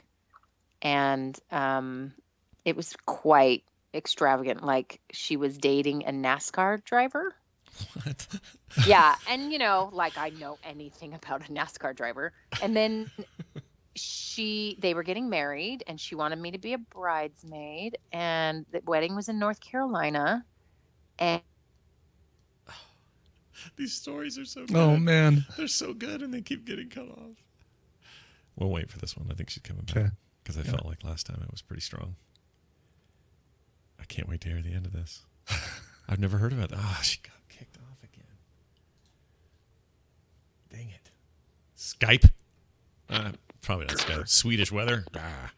dudes, I'm gonna try this. I have the Wi-Fi on now. Let's see if that's better. Oh, that should help. Yeah. Hover over the just the hover router. hover near the router. Seriously. Sorry, and these are such exciting stories. I What know did you it's so pins and needles. I'm loving it. All right, so she wants you to go to North Carolina. She wants you to be a bridesmaid. I can't wait to hear where Okay. this ends. All right, go ahead. And another friend's the other bridesmaid. She and I are talking about it, and we just pity this person. Really, we feel bad for her. It's not a genuine friendship. It's a really sorry for this girl. She's had kind of a rough life, and this is a great new start for her. And her mom collaborated all of this. Her mother did. Okay. Ooh. I know, right? Anyway, so he's in North Carolina, which is accurate. Like, I guess that's where you are when you're a NASCAR driver. And she once sent, I said, who is he? And she sent me his name. And so I could look him up and like, oh, okay, that's the guy. All right, whatever. And then she claimed that he had some connection with a group in North Carolina. She just kind of mentioned it in passing. But she did not know that one of my best friends lived in North Carolina at that time. So I had my friend, at one point, I just said, how about you go meet him? Like, I'm going to be out there for the wedding. That might be nice. And he, you guys are new there. It'd be nice to know him. And so she kind of looked him up, and yeah, not not real. Yeah. Anyway, one day the photographer, yes, she had hired a photographer who was in our neighborhood. Oh my gosh. The photographer was a friend of me and Adam. Okay. And she came up to us one day and she said, do you think any of this is real? And we're like, what? Now, let me further this. Hold on. This She is the had- photographer asked you this, not her. She asked me this, yeah. Okay. And she said, I'm just a little suspicious because I email with the guy all the time, and sometimes his typos are just like her typos.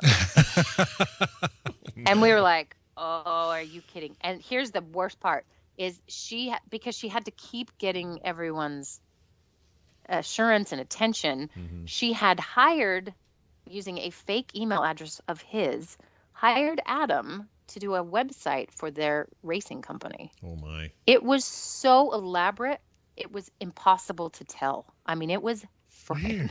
Yeah, that Yeah. is freaky. So Adam, What's your end game? yeah, exactly. What is her end game? So Adam's like, are you kidding? So what we did is we went online, and everything she's told us about, you can find online. All the sort of interactions and all the evidence is just public. Like he's kind of a no-namer in some ways, and so it's not like it was super obvious. It wasn't like Andretti or anybody. Right. But anyway, so when it all comes out, so there was another therapist kind of in the neighborhood who was sort of aware, like his wife is a good friend of mine. And so she was kind of talking with me about it. And I was like, oh my gosh, all of us are duped. 2 therapists, a photographer, Yeah. multiple educated, normal people. We were all suckered, right? And it was the most violating feeling. It was awful. Yeah, I don't like that feeling at all. And then at one point she, so everyone confronts her or, in their way, just like, okay, it's over. Like, we realize this isn't real. Mm-hmm.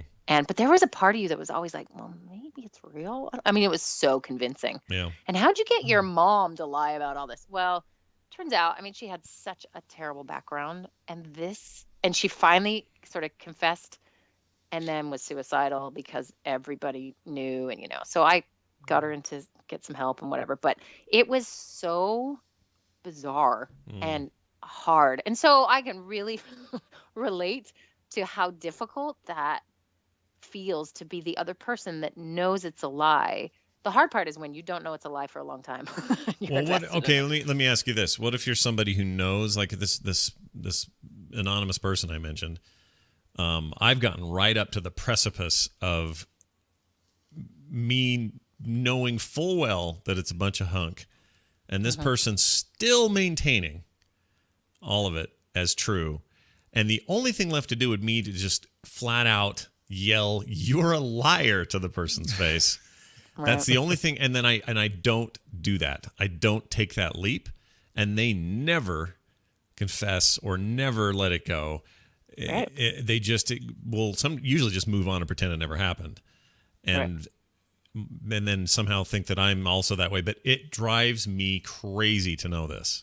Like, but am I like that mom who just took the kids' wet undies from the corner of the bed and kept washing them and built the relationship? Basically enabling them to keep doing what they're doing. Yeah. Right. Am I doing that? You kept the conversation going. You keep it going with your polite silence. That's what you do. Well, some of it's more like me probing and prodding to see if I can get him to cave. It's like, like it drives me so crazy, and I am so frustrated by that kind of pathology that I don't understand it. And so I'm like, how far do you go? Like, at what point does this become it's him? Now I know it's me. Yeah. And I'm not looking for the opposite. I'm not looking for Jim Carrey to suddenly not be able to lie about anything, but I would like it if this person would just look at me and say, yeah, this is all, I made this up. And I kept adding things onto it to keep convincing you. And I know that the whole time you knew it wasn't true. Like, I want that to happen, but I've never been willing to just totally destroy them by saying, I know that it's fake. I know this is untrue. And I know you're a liar all the time. So that is exactly the answer. You don't want to destroy them. I mean, those are pretty strong words that you project onto someone who's lied so badly that if they get confronted, it would destroy them, which is why we all are politely quiet. Yeah. Right? Yeah. It's like an agreement. We all said, all right, if someone's really lying to us, we're just going to be nice about it. And we do. And it's because of that. The very first thing we talked about is it's this universal temptation that occurs because our brains know how to do it and they will play with it. And some kids figure it out and never lie again. And some kids will kind of lie here or there. And then there's variations to this, right? Mm-hmm. But I think the thing that holds true in all circumstances is, why are we lying in the first place? Even as a kid, it's fear. It's fear of being discovered, fear of being caught. It can be a number of things based around fear, whatever the circumstance is. And then you hold on, you're relentless. You like double down, right? Like, I am not going to tell him now. So then you get stupid and, it's hard to remember what you said the first time. So then you got to add this new thing and then you just look like an idiot. So now you have embarrassment, you have fear, you have, all this social capital you're spending for no reason, all on the line. And most people will just hang on to it. Especially if it gets too, it's the, it's a market, a Wall Street kind of thing to do, right? Like, oh, I'm going to just buy more. I'm going to double down because it's, or whatever. We just don't see. I'll put more money in that slot machine because I know. Exactly. I've already invested so much I can't walk away, which is why, Scott, when you are like, you are actually feeding the beast by going. I am. Oh, yeah, you are. I don't like that. But if you said. This is a revelation to me. This whole thing is a revelation to me to hear the mother and the son story about the bed.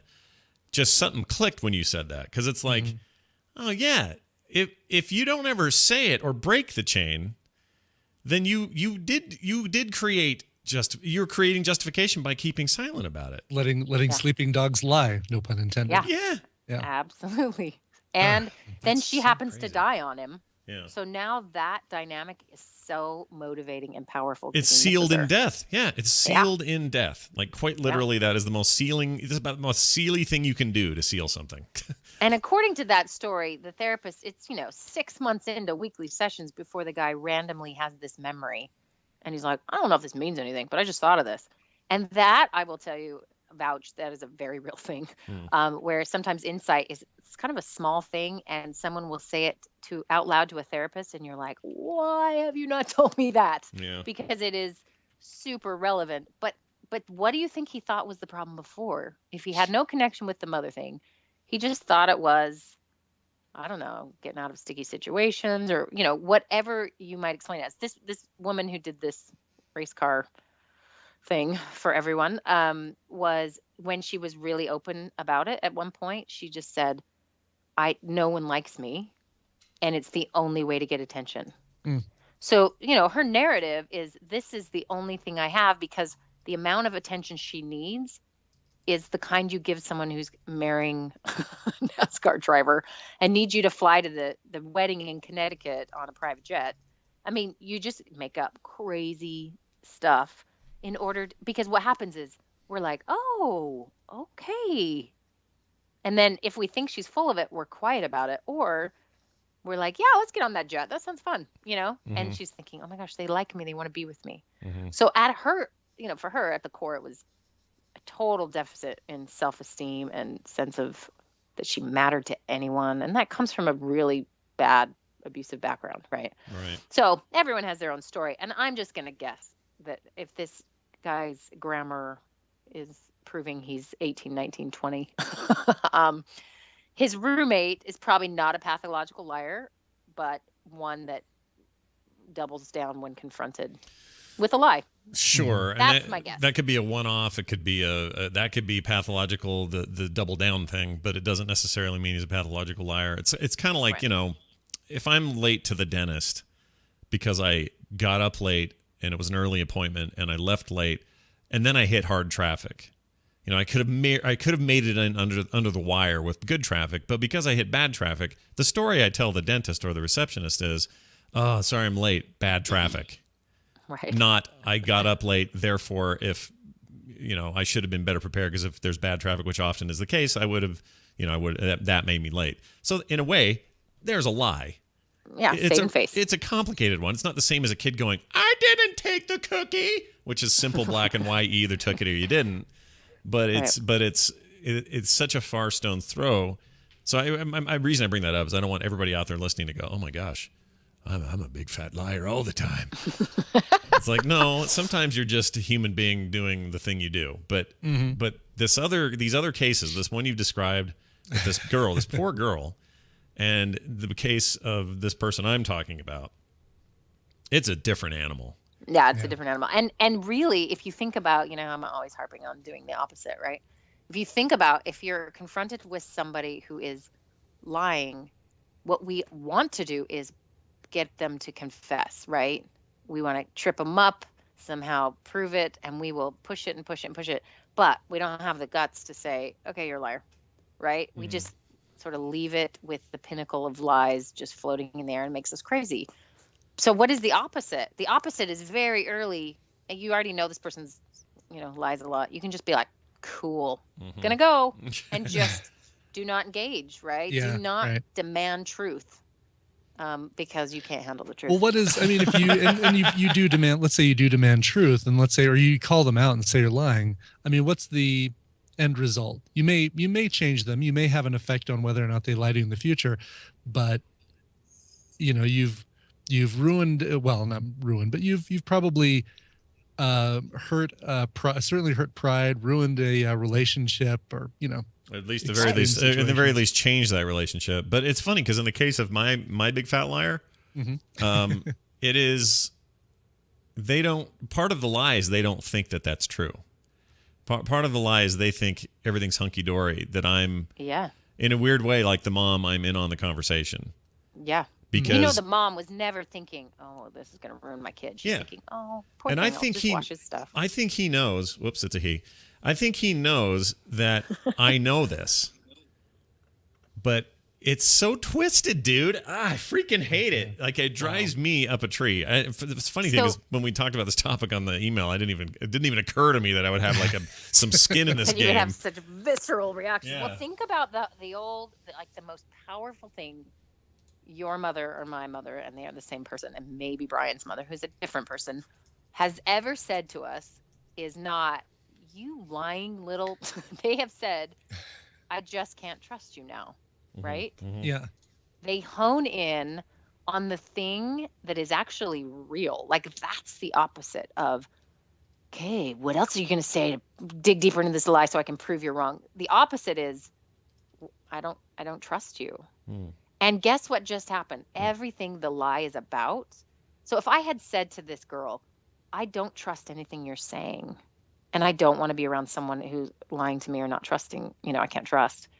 I am at the heart hitting her issue, which is, I want to be loved and accepted. And I can do it a very different way. Like, you tell me, the truth, and then I'll trust you and we can be friends. And that's what you really want. If you don't want that, I understand, but I'm not doing the lying thing.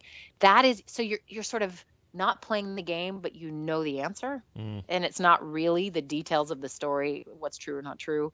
It's that this person has put your relationship in jeopardy, and you just call it a spade. And that's hard to do. Again, it's socially not appropriate to confront. But in the end, that's where real satisfaction is. It's the mom line of, I just can't trust you. And it sounds like doing it that way too. You're not saying, give me an answer, give me a reason why. You're just saying, knock it off and let's move on to the next thing. Yeah. Someone in the chat room asked if Brian was my big fat liar. No, he's not. He's not that at all. I wish I knew only Brian's in my life sometimes, but he's the opposite of this. But it's so funny because this what you just said, which is approach it from that angle. I feel like I kind of have, but I've also done it in this. I don't know. I've done it in a way that protects them still. So more of an acknowledgement, like just at least acknowledge to me that you're lying to me, because we both know. You know that I know. So can't you just do that? And when I've ever come close to that edge, they just go quiet. They go silent. And pretend like we didn't even talk. Scott, do you not remember raising kids? I do. I still have a couple to raise. I still have two here. I mean, today Abe's lying to me, and there's this part of me that just wants to wring his little neck and be like, I know, you idiot. Do you think I'm stupid? Well, that's what I want to say is, really, do you think I'm that stupid? Because that's how bad their lies are. But we get on it. Here's the thing, and I'm not trying to toot a horn here, but here's what happens around here. So Nick, a couple of weeks ago, was telling some story about his homework or something. And my radar went off. I went, that sounds fishy. Immediately got to the point of it and said, Nick, that's totally fishy. Come on, tell me the truth. What's going on? Well, I did. No, you didn't. That is totally not what you did. You're going to tell me. Please tell me what you did. Okay, I don't know. And then he got upset, was afraid I was going to get mad at him. I said, dude, I'm not mad at you. This is just yet another reminder in the long series of reminders that as parents go, we are not stupid. And not all parents are, but we're definitely in the category that are paying attention. We know what's up.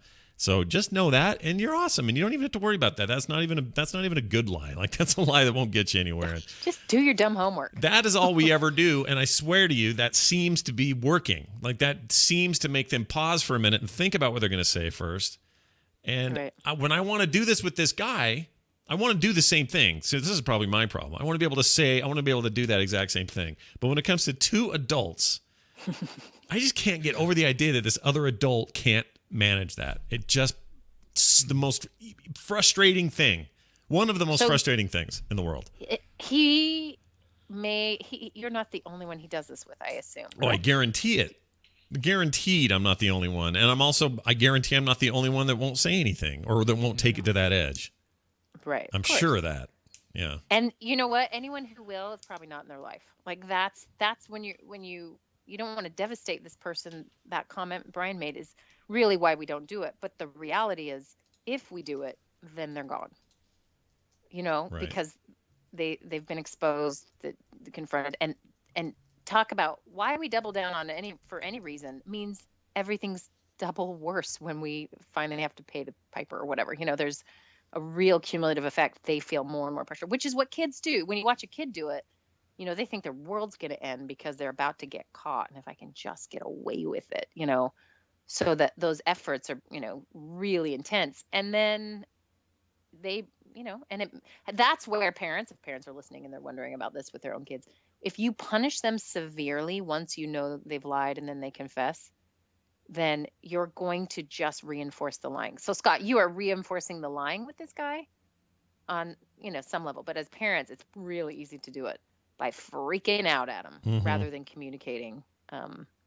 Okay. And that's why I'm not sure I can trust you, and I want to trust you. So let's work on that, and not making it a crazy punishment fest is, because that'll backfire. That just motivates someone to lie. But is it, because you do this too.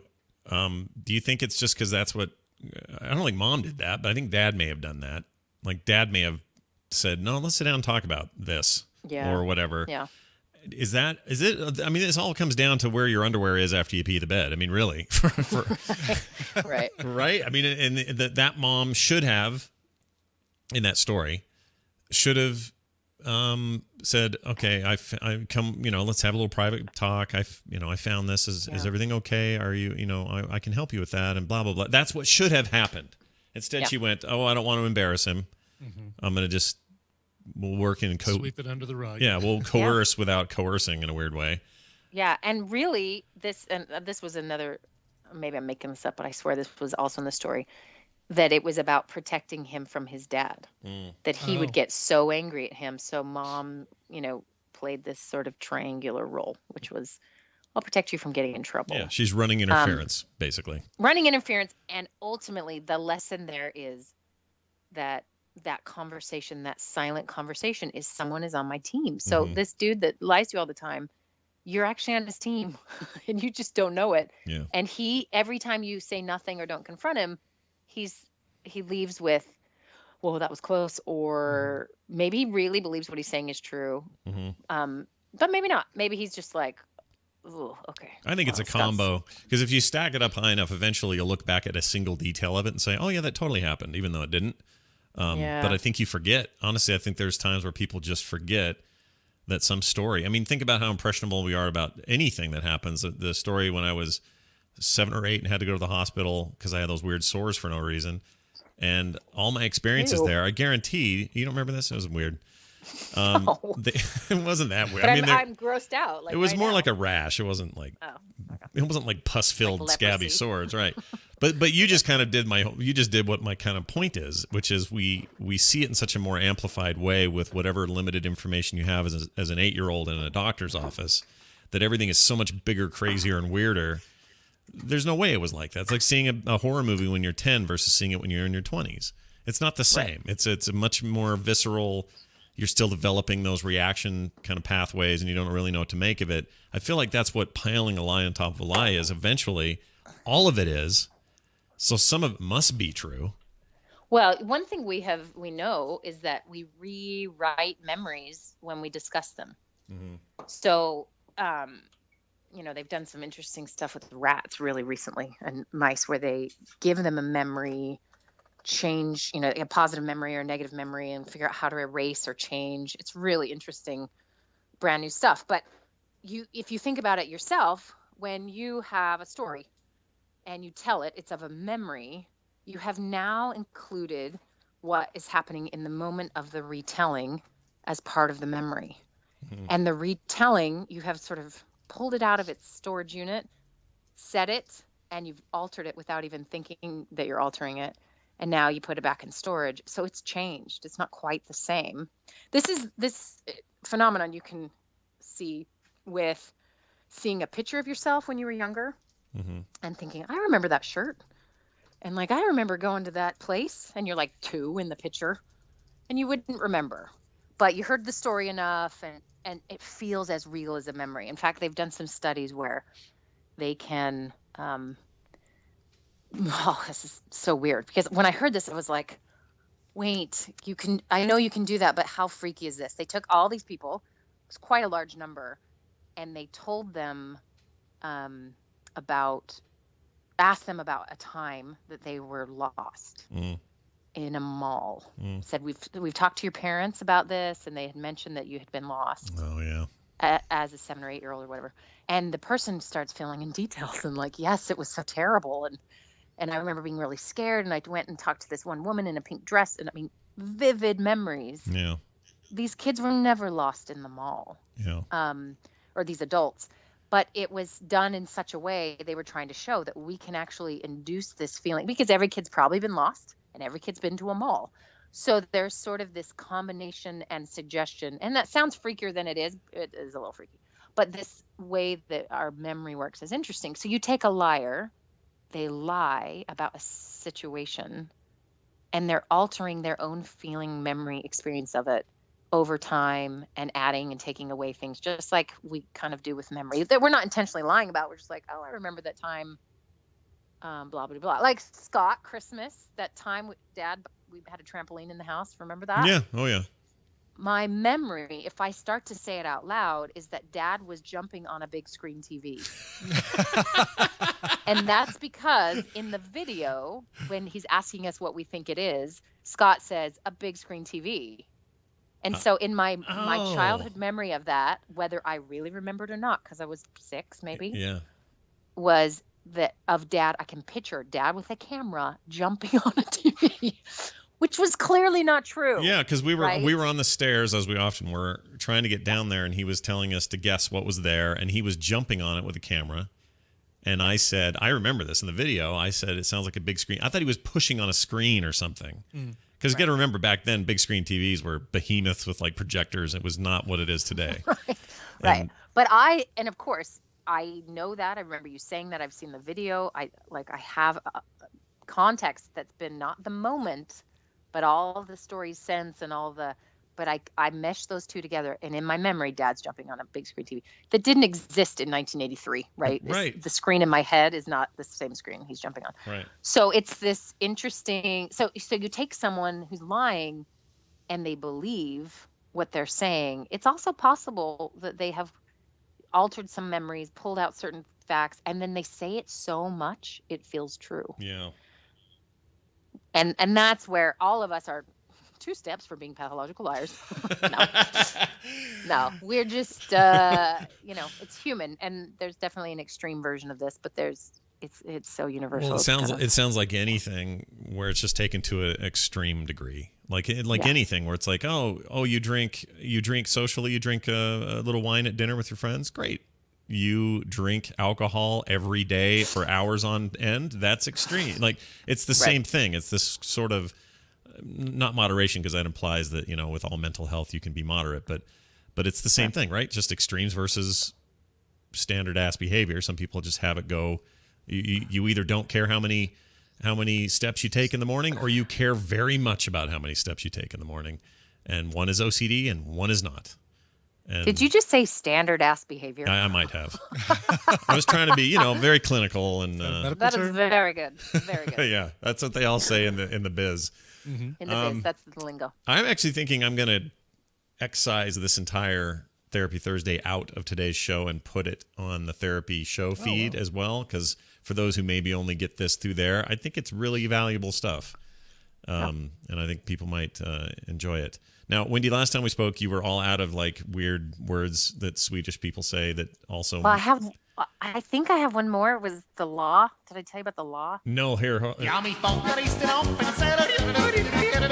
right, we're ready.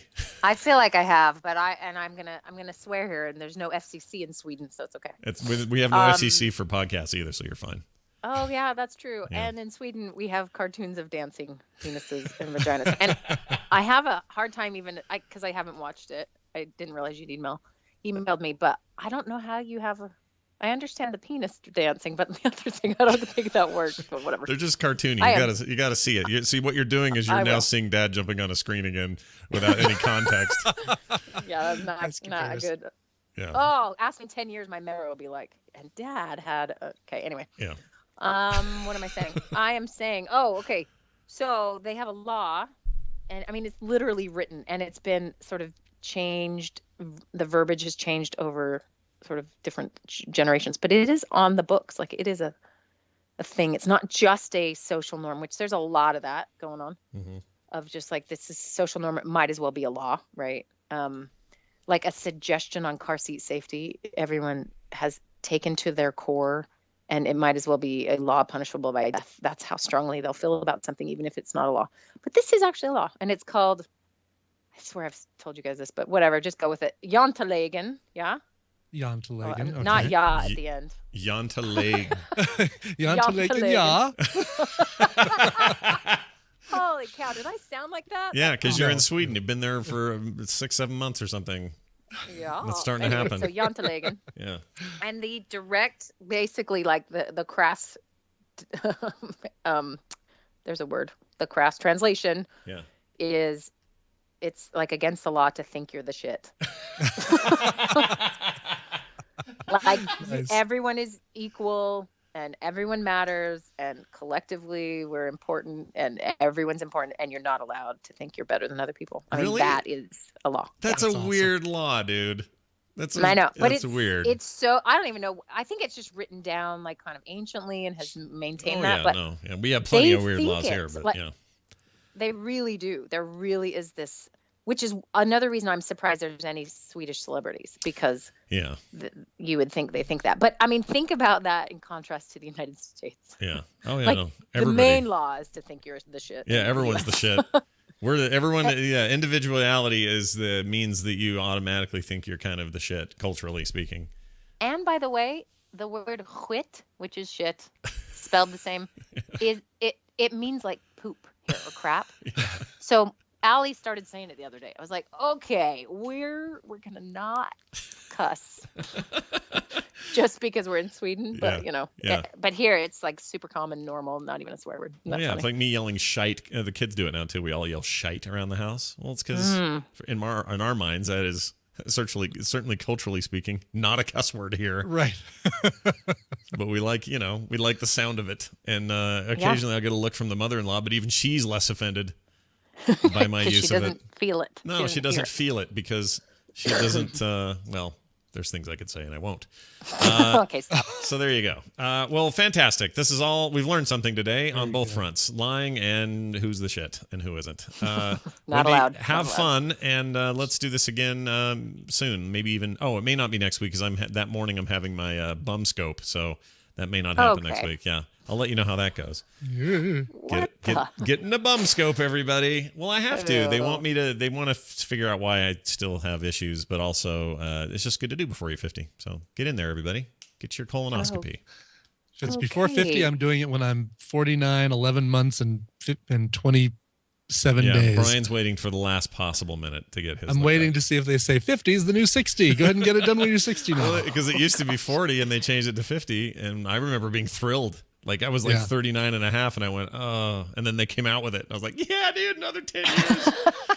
It was awesome. But now I got to go in. You're lucky. I'll let you know how it goes. All right, have fun. Yeah, please. And may all the lies you hear be true. Bye now. All right. Well, there you go, Brian. Nice. Great episode of that today. That was good, yeah. I really enjoyed it. Okay. Well, now we're done. That's it.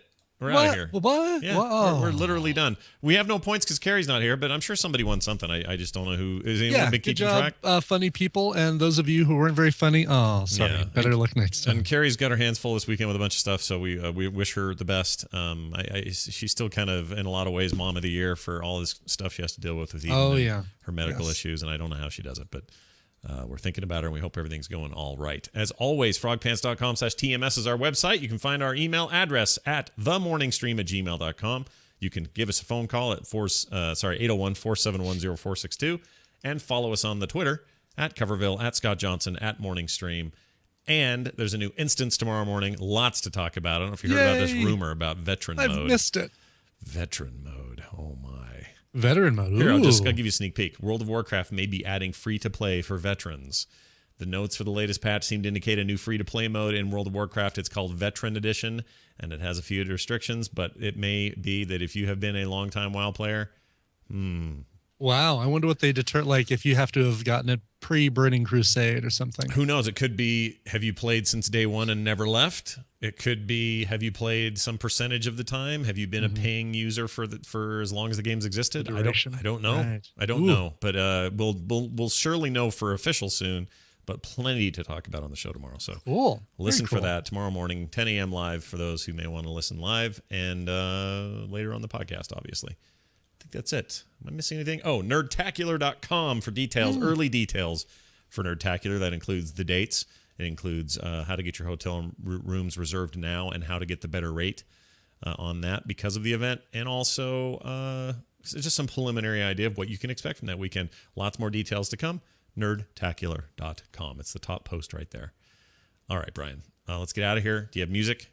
I do. How about a song? Okay. This one going out to Mike. Really quick, easy email right here. Harmonica in a cover, a must play. I don't know why that sounds, why he's so surprised to hear harmonica in a cover song, because that's weird. Lots of bands put harmonica in their cover songs. Blues Traveler puts a lot of harmonic in their cover songs. Yeah. But what we're going to be playing is a cover of Paul Simon, 50 Ways to Leave Your Lover. This is performed by G Love and Special Sauce. This one comes from their album Fixin' to Die, which came out in 2011. This is a good one. It's G Love and 50 Ways to Leave Your Lover. Also, Crash Test Dummies do a lot of harmonica in their songs. Oh, do they? Yeah. Oh, yeah. Really Afternoons and Coffee Spoons has some. Really into their yes, that's a great album. Excuse me. I'm really into their greatest hits lately. Been playing that a ton. They hold up. Not only they hold up, I actually think they get better with age. Crash Test Dummies, man, always good. Always good for a laugh. So go check them out. All right. It's 50 Ways to Leave Your Lover. I can't stop hiccuping for some reason. And we'll see you guys tomorrow. No, we'll see you tonight. Brand new show tonight. TMS PM. PM. That's right. Be here at 4:30 p.m. Mountain Time for the live show, or catch it on the podcast feed in the morning. Bye now.